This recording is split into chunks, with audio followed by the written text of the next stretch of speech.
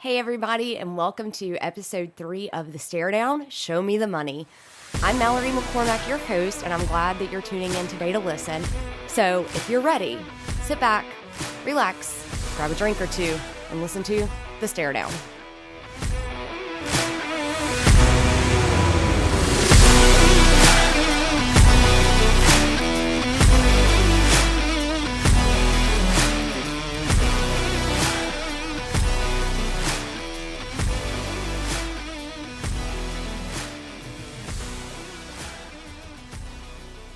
So today's episode is called Show Me the Money, and I think as we start kind of talking through some of these subjects, you'll understand why. So the first one I want to talk about is Johnny Manziel. The new Netflix documentary, Untold, about Johnny Manziel came out this week, and I immediately watched it on Tuesday. I have to admit, he was one of my favorite football players to watch in the early 2010s. Think 2012, 2013. Well, yeah, it would honestly be those 2 years because those were the only 2 years he played. I loved watching him. I hated playing against him. My Rebels lost some pretty close games to him, but he was just really a different style of play, different than, anything the football world had ever seen. And honestly, part of the fun of watching him was kind of the media circus that came with it. So I think the lure of him, the persona of this, I don't give a, what, attitude, I think that's kind of what made him just be who he was. And I think even in his style of play, you saw that. He would just run with wild abandonment, it felt like. So part of when I really started paying attention to Johnny Manziel, though, and paying really close attention to him was an article that Wright Thompson wrote for ESPN, the magazine, I believe, the college football edition for that year, and it ended up being posted on ESPN.com, but it was an article called The Trouble with Johnny. And I remember reading that, and as I read it, I just kind of my hate for him as a person grew more and more. He just seemed like such the total spoiled brat. How dare all these people want to be around him? The same people who had kind of made him famous, all of the fans. And it was just almost like it was a burden. All he wanted to do was go play football. And I understood that to a point, but at the same time, if those fans aren't there watching football, then you don't have a game to go play. So I just felt like he was a very spoiled brat type of kid. The article revolved around a day of him playing golf with his dad, and he's throwing clubs and smashing them over his knees and all of that kind of stuff. And I just thought, man, he'll just pout at anything. I kind of referred to him a little bit as like the next Tom Cry Brady, as I like to call him. But that whole article, too, revolved a lot around his dad and kind of his dad's attitude and how he was a lot like his dad. And the narrative was that, of course, why would he sell autographs? His parents bring him autographed or things to autograph each week, but he didn't need to sell them. His parents were just doing it, for their friends and people who asked them to, but definitely the family didn't need money, so there was no way that Johnny was going to be, selling his autograph, making money off of that. And his dad, I kind of feel like his dad perpetuated a little bit of that attitude. And so I don't know, there was just something off about the article, and I could never quite, put my finger on it. So fast forward to opener for Texas A&M in the fall of 2013. It was against Rice, and Johnny had been suspended for a half a game. That was determined between the NCAA and Texas A&M. The NCAA had done an investigation and had found no evidence of him selling autographs for money, but they did find that there was an inadvertent violation of NCAA rules by signing certain autographs. So it wasn't that he was signing them for money, it was the fact that he was signing certain things. And it's really weird. I actually went back just to do a little research and read the statement, and it didn't make a whole lot of sense. But it sounded like they had to do something. It wasn't quite right. Something wasn't quite there. And so they just punished him for half a game. Again, half a game for Rice as your opener. I mean, you're supposed to kill him anyway, right? Like, you're new in the SEC. You've come in your first year. You have your Heisman winning quarterback starting. I mean, even if he's not starting the first game, y'all are still stacked. So you just come in and kill him. And they did. But that, to me, that game was a little bit of an eye-opener for the rest of the season for them. They were definitely not as dominant as they had been the year before. He wasn't as dominant. I felt like there was a little bit of laziness in his play, a little bit more of an attitude, not necessarily like that fiery attitude that he had shown the year before and getting all of his teammates fired up, but just kind of an attitude of like, I don't really want to be here. I should be off making millions of dollars. I'm just trying to get through this season so that I can declare for the NFL draft and be eligible. And so we kind of go through the 2013 season with that. And then he goes to the NFL, right? And immediately the stories start coming out. Like, he's not watching film. He's not a team player. I mean, granted, he went to the Cleveland Browns. So what can you expect? And I think just that attitude that I had kind of started to see on that field in 2013 at A&M, I think that was like really coming through. He thought, well, why should I? You know, he gets drafted, and as soon as he gets drafted in New York City, there's a billboard of him that Nike puts up that says, you know, the defense doesn't know where he's going, but for the first time they do. Great line by Nike, not going to lie. Brilliant ad, but he literally had millions and millions of dollars just handed to him for 2 years worth of work, really. And again, too, let's backtrack a little bit. It's not like he hadn't had issues in college as well. If you'll remember, he was actually arrested for a bar fight before he even started at Texas A&M, and it almost derailed him. I'm still kind of shocked that Sumlin let him play after that. I always kind of got the impression that Sumlin was a little bit of a disciplinarian, maybe sometimes a little too tough on players, but obviously he wasn't. So, you know, just little things here and there, obviously underage drinking throughout his entire college career. Oh, and that was the other thing too, in the article that Wright Thompson wrote, you know, the trouble with Johnny. If I did my math correctly, I believe he was only 20 at the time. And, you know, they're talking about him ordering beers and things like that. And again, I'm not ever going to condone anyone's parents if they want to allow their children to drink. That is their decision. I'm not saying I agree with it, but whatever. Like in the state of Mississippi, if you are 18 years old and with your parent can order a drink for you in a bar, in a restaurant. I believe the same is true in Wisconsin. So there are states like that. So, you know, if that's happening, that's fine. If it's legal and they're following all of the laws, you know, maybe not drinking and driving and those kinds of things, sure, go for it. But I don't know. Again, my little spidey senses are up, and I kind of feel like that maybe wasn't the case. So let's go back to his time in the NFL and, you know, strangling his girlfriend while they're driving, you know, getting in a wreck, all of these crazy parties. You know, he flew to Vegas one night, the night before a game. Y'all think about that. He is a professional football player who has a game the next morning. The only job he has to do is to go play. And instead, he decides he's going to go to Vegas the night before the game. He's going to gamble. He's going to party. He's going to do everything else that he's doing. And then he's going to try and make it back and play the next day. Well, in the Untold series, that dropped on Tuesday, they tell you he missed his flight. Like, he missed every commercial flight. And so he couldn't get back there. And that's when the Browns finally were like, nah, we're done. We've had enough. Like, it's time for you to go.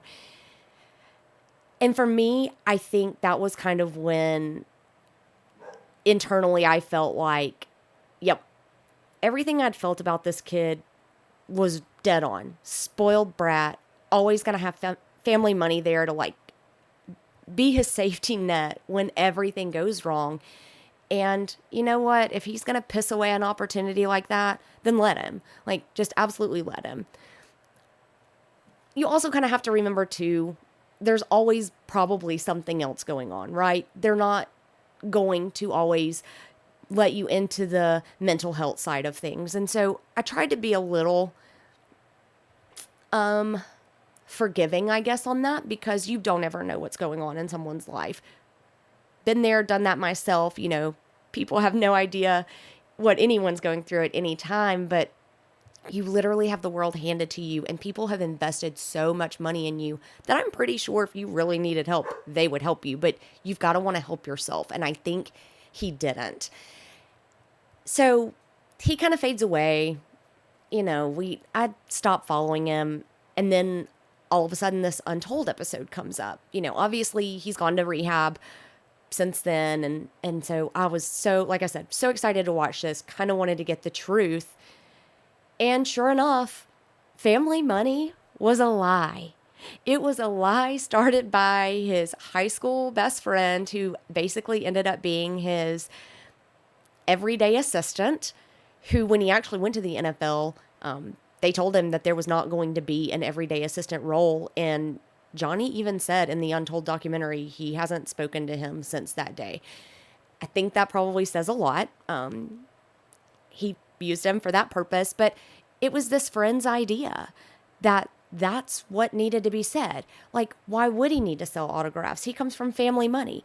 And y'all, they came up with this whole scheme where Johnny would literally hand his grandfather the thousands upon thousands of dollars of cash that he made from signing autographs. So NCAA, maybe get some better investigators if that's how you're going to dig into it, because they obviously missed something. But he would hand his grandfather all of this money, and his grandfather would deposit it and then write him a check to make it look like it was family money. Y'all, it's simple, and it fooled the NCAA, but it was just like, holy crap. His mom and dad were in on it, obviously, as per the article that Thompson, or that Wright Thompson wrote. His dad was like, everybody thinks, that he has to do this, but no, we come from money. Like, we don't have to do this. Well, obviously his dad knew. His parents kept an entire garage full of stuff for him to sign and sell. So he was doing exactly what the NCAA thought he was doing. And like I said, his parents were in on it. And what's so crazy is watching the Untold documentary, I got the feeling that his parents were kind of pissed, more so his dad than his mom. But they were just pissed that A&M wasn't doing more to protect him. And I'm like, really? You're the parents here. You're the adults. You're the ones that have raised him. You're the ones that are supposed to help provide this, ideal situation for him, help him work through these things. You're supposed to be the one to be the good example. And they weren't even doing it because they were in on it. His dad, I think the one quote that I wrote out of that article is his dad even said about the supposed family money, it's not Garth Brooks money, but it's a lot of money. Well, yeah, it's money. It's hundreds of thousands of dollars that your kid is getting for hopping on a plane to Miami for one night, signing a bunch of stuff, partying his ass off, hopping back on a plane and going back to college. Like, the kid even got to go to online only classes. And this is 2012, 2013. We all know full online classes didn't happen until about 7 years later. So he was getting every accommodation possible to help rein in this Johnny football persona that had been built up. And it was crazy. There were so many other signs too, like his dad was working at a car dealership that was hours away, and he would work like extended hours, and he would only come home on the weekend. Well, come on, y'all. Like, I don't know many people who have, not Garth Brooks money, but a lot of money who work that hard. I just don't. Maybe y'all do. If you do, let me know. I'd love to talk to him and find out, like, why. Is it just because they don't want to be bored? I mean, I can maybe get that. But again, how the NCAA turned a blind eye to this is just still baffling, even after all of these years. And ultimately, kind of what I feel like both the Wright Thompson article and the Untold documentary got to was that both Johnny and his family felt that it was absolutely insane that all of these other people were making money off of his name, except him. And is that fair? Hell no. They even said in the documentary that Adidas at one point sold out of the maroon number 2 Texas A&M jerseys. Like, there were none left. Not even the maroon jerseys that they could print more number 2s on. Like, they ran out of stock completely. Texas A&M ended up with some of the largest donations in school history. They were able to expand their football stadium. I mean, they show the in the documentary, they show the footage of them imploding the stadium and rebuilding it. And I'm sure as he's watching this happen, he knows that it's him winning the Heisman. It's all of the money that's coming in from that that's helping pay for that, but yet he's not getting any of it. So I get that sentiment, right? And I think, kind of ultimately what we see that lead to is what we now know as the NIL. So, Johnny Manziel, yeah, great example as to why the NIL probably came about, probably the biggest example and the best example as to why it was needed. I understand schools are going to make money off of players, but these kids, a lot of them don't come from anything. And so being able to make money off of their own name, image, or likeness, it was a long time coming. So a couple of other things that kind of happened between that 2012 to 2020 timeframe. The NIL actually went into effect July 1st of 2021. But, in that 8 years, almost 9 years, between Johnny Manziel and when the NIL went into effect, there were two big NCAA violations that happened with two SEC schools. And sorry to all of my fellow rebels, but I got to bring it up. One of them was ours. Ole Miss, we got pinged with lack of institutional control because of an unconstrained culture of booster involvement in football recruiting. Direct quote. A couple of things that were mentioned then were that, Laramie Tunsil, his ex-stepdad, apparently took money for his play. Laramie also apparently kept a car for too long. And I shouldn't probably say apparently on the keeping the car too long because that was proven. He did that. And so there were all of these things that they could prove specifically around Laramie Tunsil. There was even a player who slept on none other than Lane Kiffin's brother's Chris's couch for a couple of nights because he got kicked out of his apartment, had nowhere to go. We got dinged for that. As you kind of get into more of the Hugh Freeze era, supposedly we paid Leo Lewis $11,000 to come play at Ole Miss. And to me, this is kind of where the NCAA really screwed up and was another big fracture in their structure that would eventually lead to the NIL and some other things we see today. So the NCAA had previously never given blanket immunity to players from other schools to rat out another school. And in the meantime, rat out their current school and their current school not get in trouble. Well, don't worry. The NCAA did it in this case. They let Leo Lewis go in there and testify that, yep, $11,000 was given to him from Ole Miss boosters. But don't worry, y'all. He went to play for State, who only gave him $10,000. I don't know.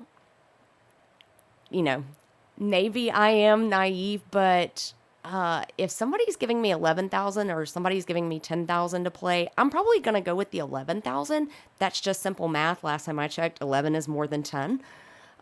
But you know what? Whatever. So he readily admitted on record that State gave him $10,000. And do you know what happened to Mississippi State?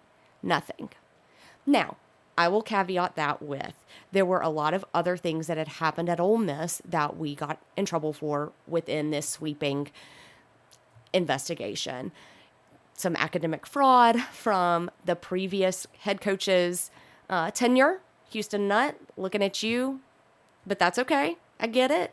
No worries. You do what you got to do, I guess. And the past is the past. But what ended up happening to Ole Miss at that point, our penalty from the years-long investigation, and y'all, when I say years, I mean years-long investigation.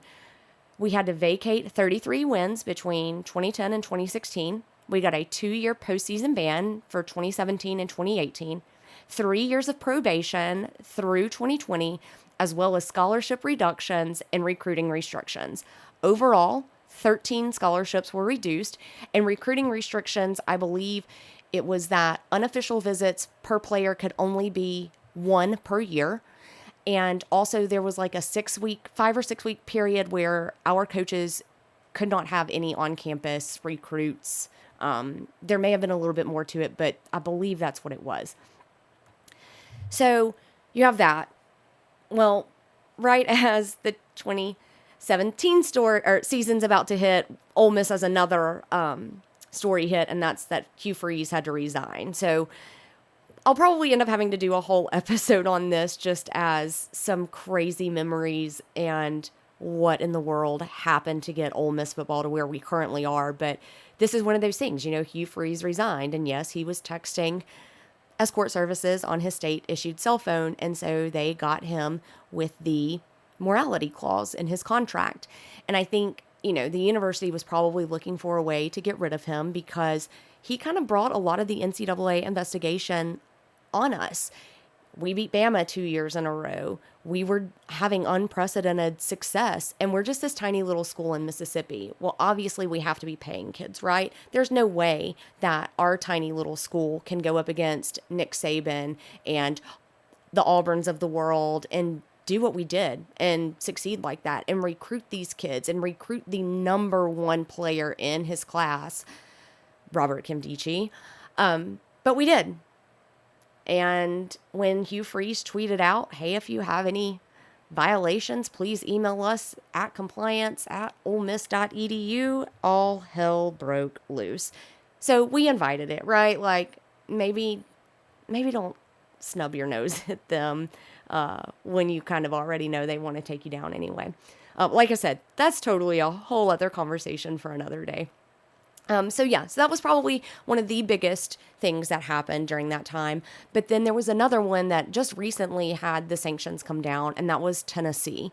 And Tennessee's were insane in my mind. It was during Jeremy Pruitt's tenure, his 3 years there. He was there from 2018 to 2020. According to the NCAA investigation, there were over 200 violations. Y'all listen to that. Over 200 violations. And we're not talking like little onesie twosies here and there. If you have 200 violations during a 3-year period, that is part of your culture.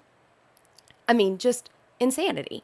So NCAA recently comes out. Their penalty is pay $8 million, vacate wins, and 4 staffers, including Pruitt, were given show cause orders, which basically means that they can't work in certain capacities in college sports for a certain amount of time. The same thing actually did happen with some Ole Miss staffers as well. In fact, Hugh Freeze got a show cause, and I believe Nick Saban wanted to hire him on as an analyst, and I think Greg Sankey said, no, let's maybe not do that. So thanks, Greg Sankey, for stepping up.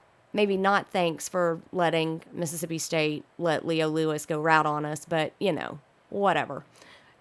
Turnabout's fair play, so I think Ole Miss is okay. I'm happy with where we're at, and again, all of this kind of led to us getting there. So, but, back to the original point, the NCAA and Mark Emmert, I can't stand that guy, y'all. I'm so happy he is not the head of the NCAA anymore. He is gross. I believe at one point he said that as long as he was president of the NCAA, students would not get paid. Well, guess what? Never say never, you little turd, because while you were still there, like I said, as of July 1st, 2021, the NIL went into effect.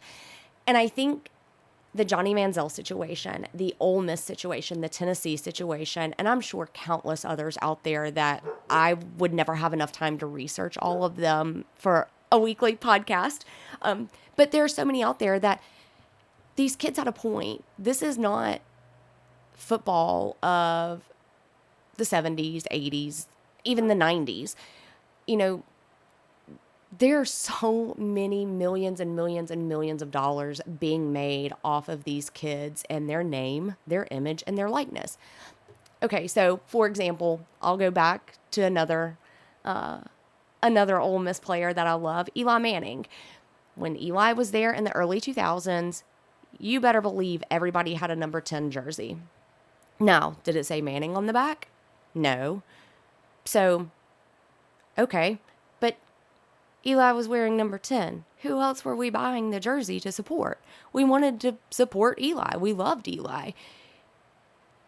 None of that money ever went to him. And yes, he got a full scholarship, and I understand that. And all of these football players get full scholarships, and they do get a little bit of a stipend for housing and food, but it's not the same. They're expected to basically work 2 full-time jobs. They have to go to school and keep their grades up, and for some of them, that is a lot harder. School is not for everybody.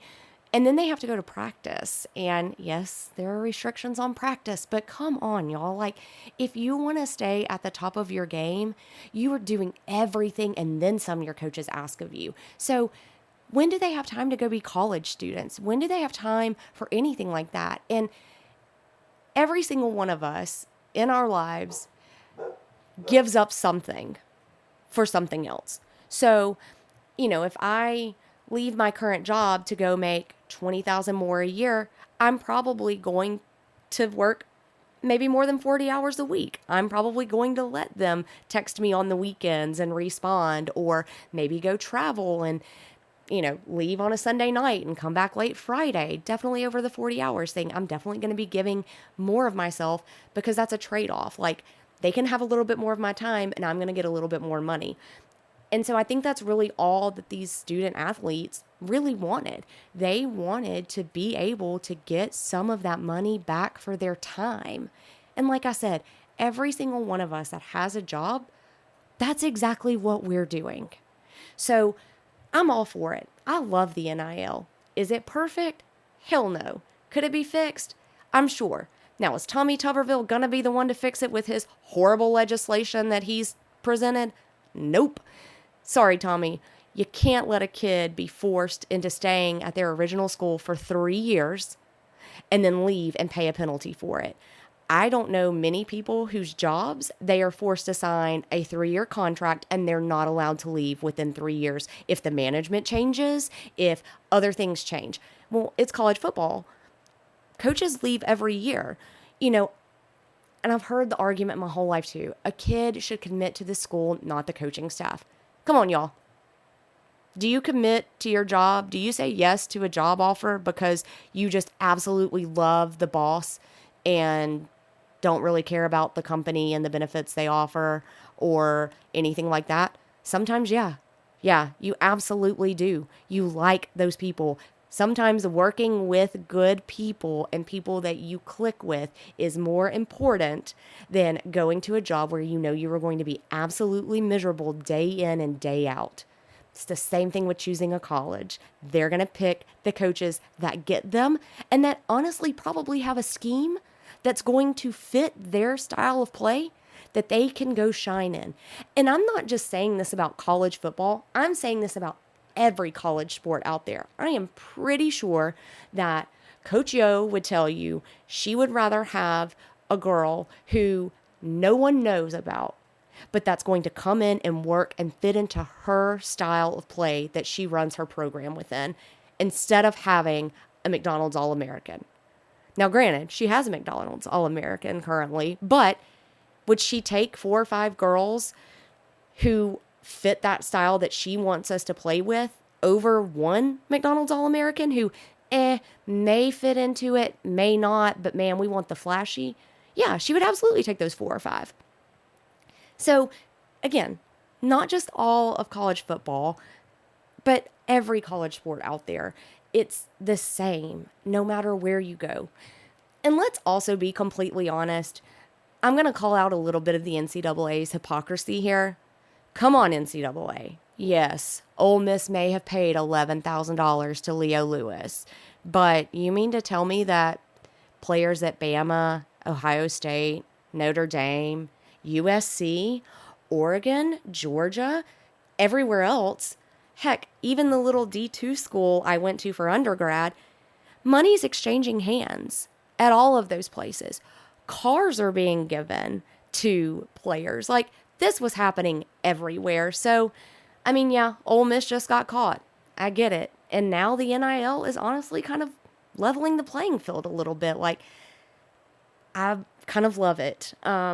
It's fun. It's going to be a lot more fun. I have always equated the transfer portal specifically to free agency in the NFL. And I think that's part of why Lane Kiffin has been so successful at Ole Miss, is because he gets it. He was an NFL head coach at one point. Now, granted, he was young and dumb, but he understood how to play free agency, so he's done that. Well, then when it came time to not only have that, but what do you do in free agency in the NFL? You're going to go 9 times out of 10 where the money is. So when the rumors were swirling last season that he was going to leave us for Auburn, what'd we do? As a fan base, man, we increased our NIL. We did. Like, we almost $10 million from poor little Mississippi, right? We're now finally leveling that playing field. And I don't know why Emmerich never saw that, but he didn't. And like I said, I'm glad he's not over the NCAA anymore. I think this is his mess. I think all of this is actually his mess. And that's actually going to lead to my next point that I'll get to right after this break.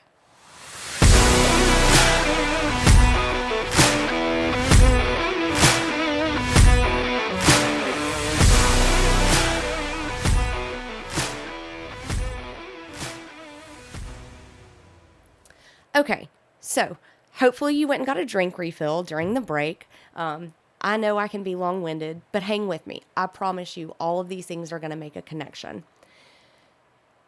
What I think has now finally happened is probably the worst case scenario.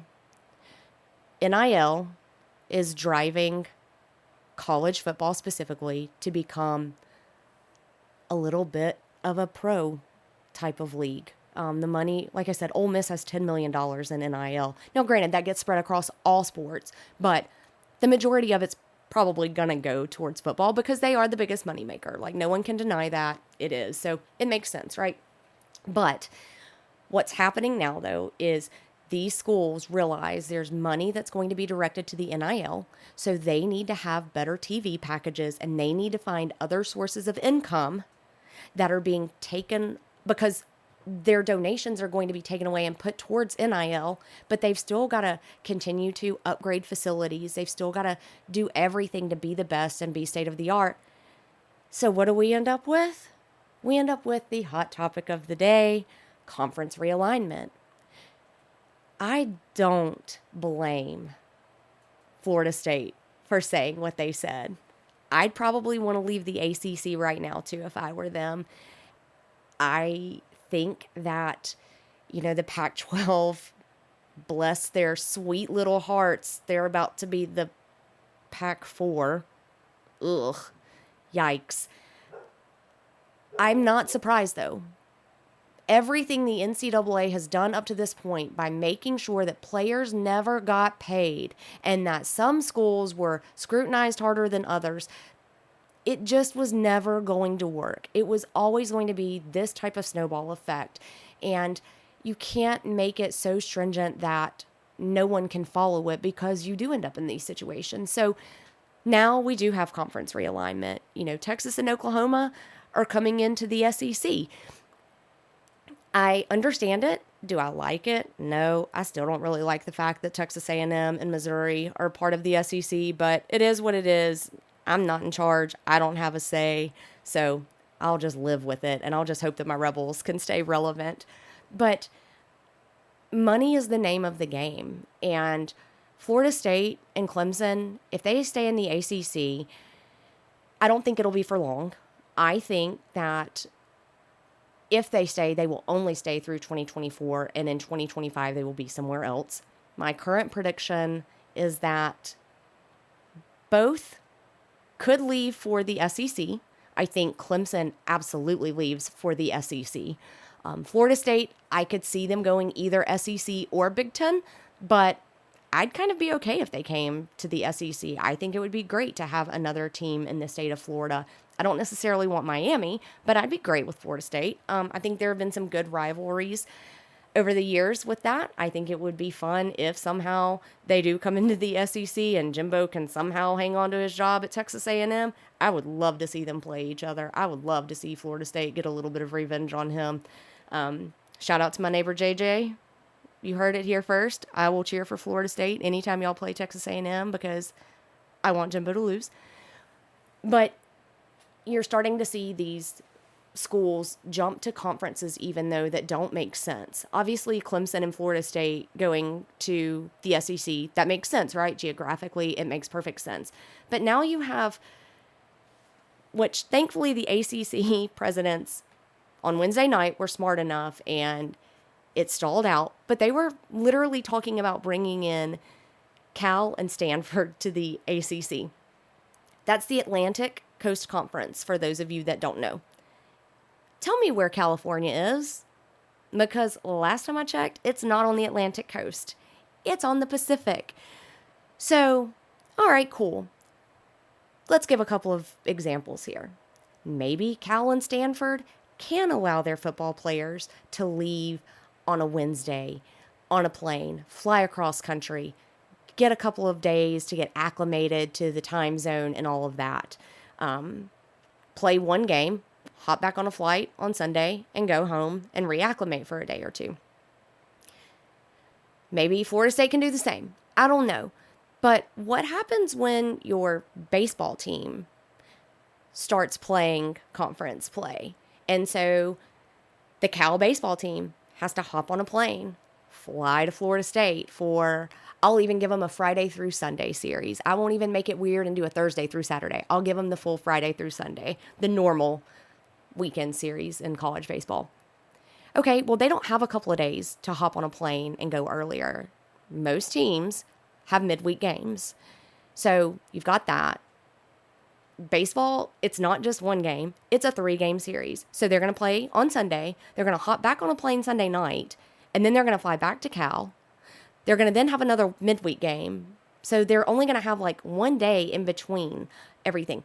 Y'all, that's not possible. That's just not possible. Oh, and by the way, let's also remember, as the NCAA wants everybody to remember, these are student athletes because they're supposed to be students first. When are they going to study? And yeah, you can argue, well, they can study on the plane. Okay, great. Then is the NCAA going to allow the programs to pay for those students to get Wi-Fi connection during the flight? Is that going to be part of their travel stipend? Because it should be. It's an essential part of them being able to do schoolwork. I don't know. Like, these are all things that are just not being answered. And, you know, this week you saw Eli Drinkwitz, you saw Lane Kiffin, and you saw Nick Saban, all three come out and say, look, conference realignment is not where we need to be heading. It's going to do away with rivalries. It's going to prevent fans from being able to see the games the way that we're used to being able to see them. It's going to prevent parents from being able to see their kids play a sport that they probably played their whole lives and that their parents probably spent tons of money on and time getting them from a tournament or a lesson or home from practice to, you know, a weight room session to a game to tryouts for somewhere. You know, their parents have put in all of this. And so a lot of these students, college is the last hoorah for them. And so why not let their parents have the ease and ability to go watch them play close by? Because a lot of the conferences, the way they have been set up until all this chaos started was geographically. Well, now, like I said, California, Florida, not really in the same geographic region. And again, like I said, I understand there are planes. You can always make an argument. You can always make a counter argument. But in this case, it's stupid. And these kids' mental health, you put pressure like that on someone, I don't know that it's healthy for them mentally. I'm obviously not a licensed psychiatrist or psychologist or therapist, but as someone who has been to a therapist multiple times in my life, I feel like when I have been at my most stressed out was when I was traveling a lot for work and then had things to do at home and the dogs to take care of. And I was traveling to see family and all of these things I wanted to do. And y'all, it's just not possible to juggle every single thing. So I think that these kids are going to be the ones that are screwed over. I think maybe the football players less than the women's basketball team, then the softball team, then the baseball team, then the golf team even.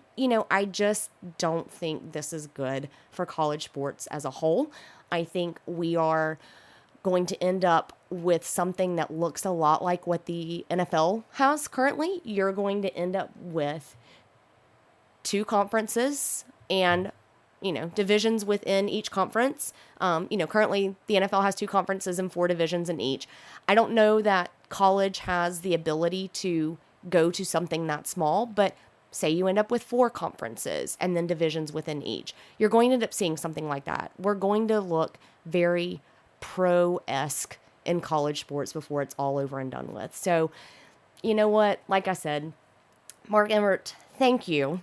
Your true lack of leadership and your inability to address the environment that you were working within has led to this complete and utter shit show. So, round of applause to you wherever you are. I hope you're enjoying retirement while these kids continually be stressed out and will continually be thought of as moneymakers only instead of an actual human being within a jersey. That jersey does not make them. They are humans. And so I just, I got to give it to you. You screwed it up even more than I thought was absolutely possible. And you left the NCAA in such a horrible state of affairs. I don't know how college sports recovers from it. I honestly believe that in 3 or 4 years, if I'm still here doing this, I will be talking about how different the landscape is. And one of my favorite quotes from a movie ever is "Attitude reflects leadership." Thank you, Remember the Titans, Julius. Shout out to you for that one. But I think that the lack of leadership that college sports has had from the NCAA standpoint, it's finally catching up to us, and it's not going to be good. That being said, I will still support in any way I can. I will still show these students that I understand they are humans and human beings first. They have feelings and they are more than just money for my university. So cheers to all of you student athletes out there. I wish nothing but success for all of you. And just remember, your mental health is worth way, way more than most people want to admit. So keep that in mind. All right, I'm going to hop off of the college football and NCAA soapbox for now. We talked a lot with Jamie on episode 2 about the U.S. women's national team. And man, I was so hoping that the book, The National Team, was going to have to be re-edited to include a 3rd World Cup victory in a row. But alas, it didn't happen. It was absolutely disappointing. I don't know that there's anyone that will tell you it's disappointing. So to all of the negative naysayers out there, the ones who were hoping that this team lost, shame on you. That would be like me cheering for you to go into your job and lose every day, or you to do something stupid. Like, that's just not cool, guys. Like, what does it matter? Like, if you don't want to cheer for them, just don't cheer for them. But come on, we're supposed to be America, right? We're supposed to be the ones who, cheer for each other, because we're the best. Yeah, okay. Hypocrisy is alive and well, y'all. Just going to throw that one out there. But I want to take a step back and I want to put a little perspective on, even though they didn't win, they still made it to the round of 16. So the Sweet 16. We all know that term, right? So let's put this into perspective. The round of 16 was the worst that they have ever placed in any Women's World Cup. Any. And they've played in all of them, y'all. They've played in every single one of them. So let's compare that to the men. Well, the men didn't even qualify for the 2018 tournament. So I'm pretty sure the women are still way ahead of the men. Now that they both have equal pay and they're going to split the prize money that each one made. And shout out to the men. I'm going to give them their props. They made it to the round of 16 in the 2022 Men's World Cup. That was so unexpected. It was great. I'm glad. I really hope that this means that U.S. men's soccer is on the rise. I hope it's a really good thing for them. So basically, both teams make it to the same level. This is where it gets fun, y'all. The men got $13 million for making it to the round of 16. The women got $1,870,000 for making it to the same level. So the men got almost 6 times more than the women? What? Yeah, make that math make sense. And if you can, please let me know. Here's where it gets even worse. No matter who wins the Women's World Cup this year, that team will get $4,290,000, whereas the men's teams from the 2022 World Cup that didn't even make it out of group play each got $9 million. So that means you had 16 teams in the 2022 Men's World Cup make more than double for just making it to the World Cup. They made more than double than the winner of the Women's World Cup is going to make. Again, make it make sense. Pay disparity? I'm pretty sure this is the actual definition of it. So, with that being said, to the U.S. Women's National Team, thank you for going for it, for playing, for getting America excited for soccer again. You got me into it. I'll be honest, I will now watch the Men's World Cup and the Olympics a little bit closer and be cheering for the Americans every single time like I always do. And I appreciate that. So thanks for y'all for at least making a new fan out of me. But thanks for going out there, for fighting for pay equality like you have, and for still making it to the round of 16. We're still relevant no matter what anybody says. All right. So I got one last topic, and I'm going to give y'all a little bit of a break because I'm pretty sure if you didn't get a refill of your drink during that last break, you're going to want one now. So stay tuned and we'll wrap everything up.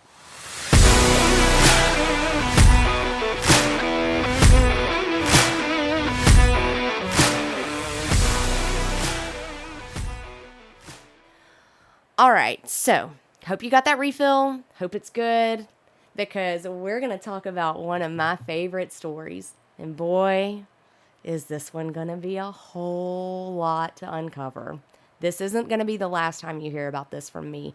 I'm going to watch this and we're going to keep talking about it.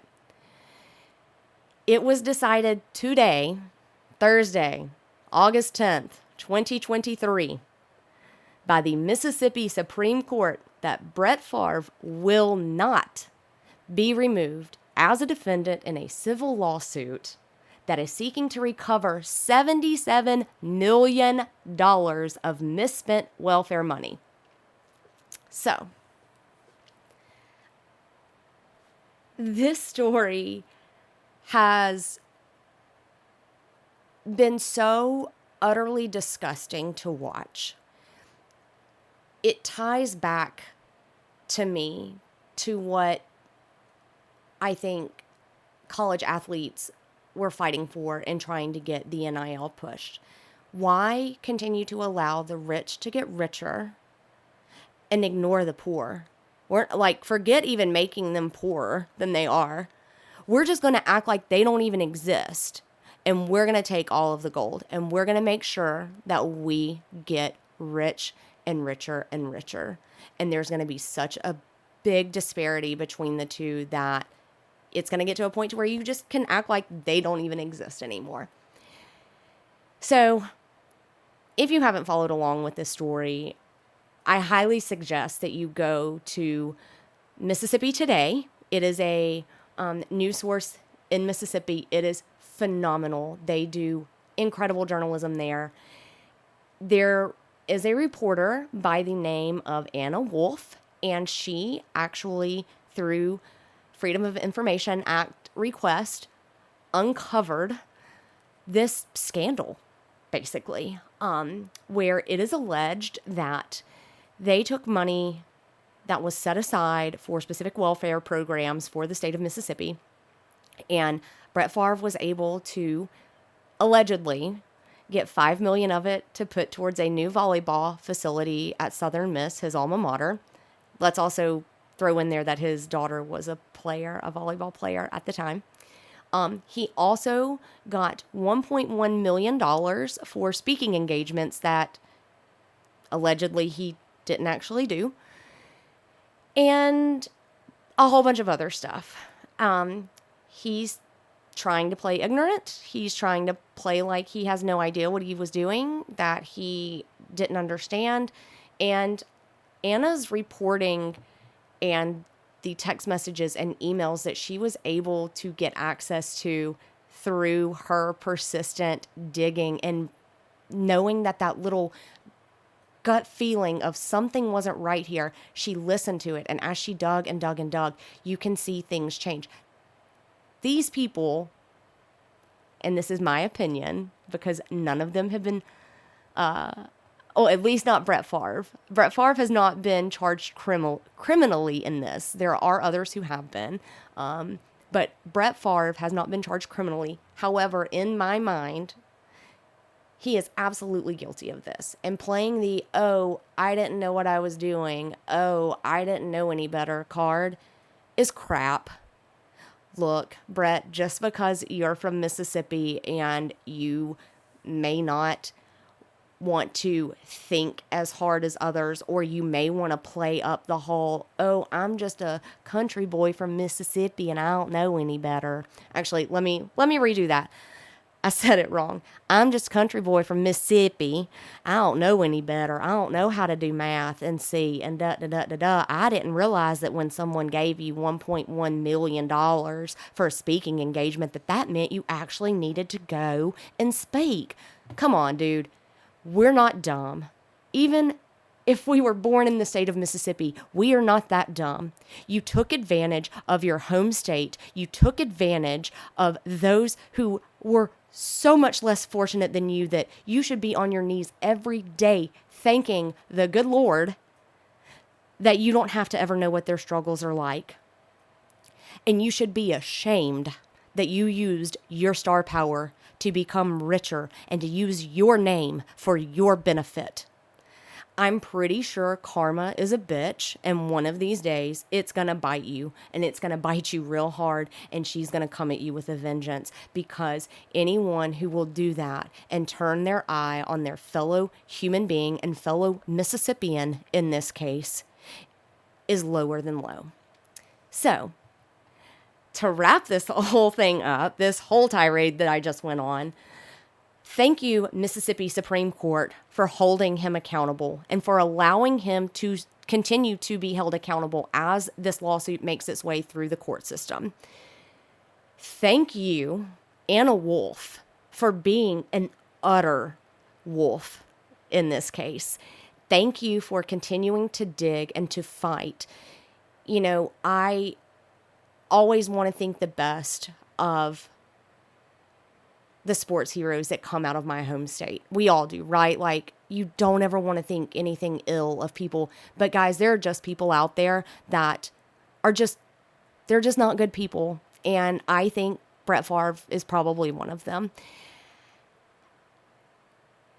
That says nothing about his ability to play football, right? Like, I think he was a phenomenal football player, but I just don't understand how he can do this. So, again, like I said, shout out to Anna Wolf. She led the charge on this, and she won a Pulitzer Prize for her coverage of this, which she absolutely deserved.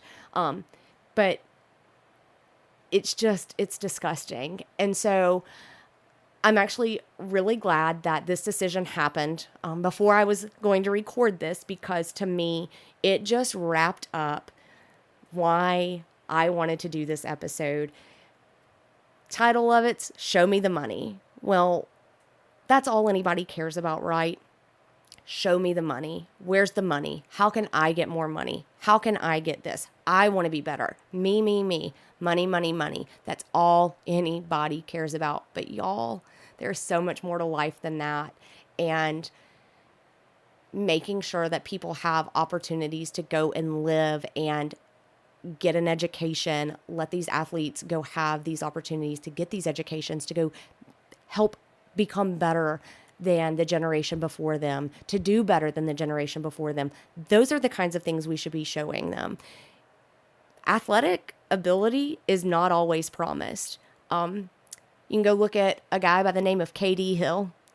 KD Hill played football for Ole Miss, and last year was the Chucky Mullins Courage Award winner. So he got to wear Chucky's number 38.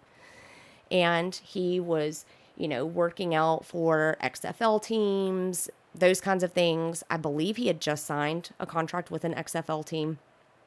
And he was in a car crash, and he laid there for 3 hours. They were able to get him out and unfortunately had to amputate one of his legs below the knee. Guess what? That athletic ability to use both of his legs to play football was gone in an instant. But you know what no one will ever take away from him? His education, his mind, his experiences that have helped him get through difficult times to get him through this difficult time. And that's what we should be paying more attention to, instead of these schools getting, just stupid, crazy locker rooms. Don't get me wrong. You have to, right? To stay relevant, you have to. But let's make sure that we're taking care of those people who are putting on those uniforms to represent that school on the field. Let's make sure they're taken care of before we take care of anybody else. Let's make sure that that student athlete, that we're taking care of our students. Our universities need to take care of our students. And hey, if we're professional athletes, let's make sure that we are doing what we can with the star power and the God-given talent that we've been given to help our fellow man, to make it better for everybody. Because what does it hurt if I do something to help someone that's deemed less fortunate than me? What does that do to me? Nothing. Absolutely nothing. So, everything's about money. It always has been. It always will be. I'm not that naive, guys. I know you're probably sitting there shaking your head going, God, this girl is just completely delusional. But I promise you I'm not. So yeah, that's just my 2 cents. Or if you've sat here for the full hour, however much you make at your job in an hour, that's what this is worth. But in case you didn't notice, this was the first episode where I didn't have a guest. So I hope you enjoyed it. I hope you will leave me feedback. You can always send me ideas to the email, thestaredownpod@gmail.com. You can find me on Instagram at thestaredown_podcast. You can find me on Twitter, because I refuse to call it X. So you can find me on Twitter at thestaredownpod. You can also find me on Facebook at the Stare Down Podcast. It has its own page now. Let me know. What do you want to hear? What topics do you want to hear me talk about? What guests do you want to hear? Do you want to hear more football? Do you want to hear more basketball? I'm all for it. I want to provide you a space to come and listen to things that you deem are relevant and interesting. So, like I said, leave me some feedback. You can always go to thealabamaTake.com as well. Leave feedback there on the blog posts that I always put up that go in conjunction with each episode. Please also remember that anything that I have said today that was an opinion is strictly my own opinion. It is not indicative of the opinions of the Alabama Take family. And so don't hold it against them if I said something that you maybe didn't like. Hold it against me, and even then, it's really okay. I'll get through it if you didn't like it. But I do hope you like it. I hope you enjoyed my perspective. I hope that now we can all just sit back, relax, enjoy a drink or two, and look forward to the next Stare Down. I'll see y'all next Friday. We're going weekly now, so tune in and see what fun I have for you then. Have a good one. Bye, y'all.